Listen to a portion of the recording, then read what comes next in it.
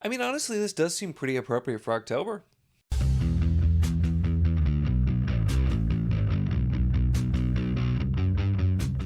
Hello and welcome to my channel. In this video, we are going to be talking about I Am Not a Serial Killer by Dan Wells. And this is one I've been aware of because I feel like just being aware of Dan Wells with his connections to Brandon Sanderson. But it's not one I was particularly looking to pick up and probably wouldn't have for a long time, if at all. But this was the first of the books that I'm doing for Out of Your Comfort Zone October that was picked out for me. This one by Jake, the Bookish Drummer. I'll link his channel down below.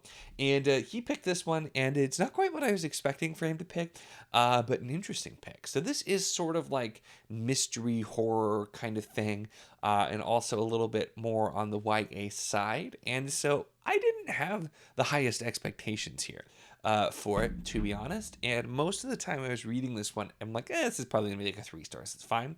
But I actually ended up enjoying it a lot more than I thought I was going to, and landing on 4 stars, which surprised me, especially because it didn't really happen for me until kind of maybe the last third of the book, or even maybe a little bit closer to the end. But let's talk about this and what we have.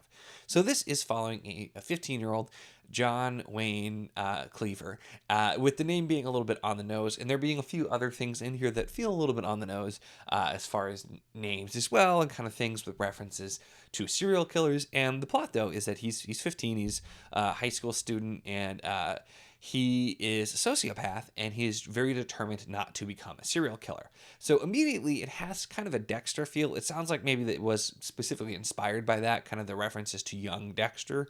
And he has some rules that are supposed to keep him from doing any behaviors that's going to take him down a wrong path, like, stalking somebody or thinking about, hurting somebody, things like that, just, to keep him on the right path. But the impetus here is then murders start happening around town, and he's trying to figure out who's doing it, thinking that there is a serial killer who's killing people in his town, and that's kind of the kickoff here. So I was a little bit lukewarm on this at the beginning, and part of it, like I said, it felt kind of familiar to Dexter, and just felt like a little bit pedestrian with like how we were looking at serial killers. We were really doing surface level, like basic stuff that at least I feel maybe I just have more of a serial killer knowledge than some, but stuff that I felt like was pretty basic, and that continued for a bit. Like there was a line where somebody had no idea who Ted Bundy was, and I'm just like, really, you don't. And this is like this book was written like 15 years ago, I will say, but still, like, you don't know Ted Bundy, one of the most famous serial killers, other than maybe like the Zodiac. Like I feel like it's kind of obvious, and you know. I feel like in the U.S. at least, for the most part, people are really interested in serial killers. There's been a lot of TV shows that have talked about it, movies, that kind of thing. So just for it to be like, oh, nobody knows anything about it, felt a little bit of a stretch. I think it was just done mostly to this feels like it's intended somewhat for younger readers, like in the YA, like not like young, because this does not read particularly young. It's a younger character with some the weirdest, darkest coming of age type of thing, I guess, that you could do, but that sort of thing. But so it's kind of the assumption that maybe you don't know that much about serial killers, and is not just like expecting you to know, which I can understand. But it made it a little bit lackluster for me at first with some of those things. However, there is a big twist, which I didn't. I feel like it was kind of obvious in retrospect, but it's just not what I would have expected. So it's done in a really good way, I think, where what it ends up being in the way that it happens, because I don't want to spoil anything, I think works really well. And there are some other moments where the character, as we get further in, we really get a lot more into John's head in a good way, and we do start to actually dig in deeper. So while we start off pretty surface level, it's the character deep dive and introspection from John and from others, and his conversations, his interactions with different people, whether it's his mom, whether it's his therapist, whether it's his neighbor, kids at school, all of that. It's just all of the stuff, his interactions. And as we really start to get in more, that was what really pulled me in and had me interested. There was more action and tension toward the end as well, but it was that kind of the deeper dive into John that I actually found myself quite enjoying as we got in here. And so I think it's handled really well. There's a very like ironic thing where he's trying to figure out something that's really obvious, but it fits really well because of the character being, having sociopathic tendencies. sometimes things that are really obvious to the non-sociopath aren't super obvious to the one who is. And so there were some particular moments I thought that were really well crafted in, because you, the reader, can absolutely get it, but you're seeing the character struggle because of who they are. And it's very true to the character. So I think that worked out really well also. And just in general, I think this is really well written, and it's something too that I think you could probably read a bit younger. It's there's some violence and some very serious themes here for sure. I mean, you're dealing with somebody who's, trying not to become a serial killer, but it's also nothing that ever feels like it's too young or like too over the top grotesque either, despite the fact that it can be a little bit gory at part where you're dealing with some murders and that type of thing as well. So I think that works.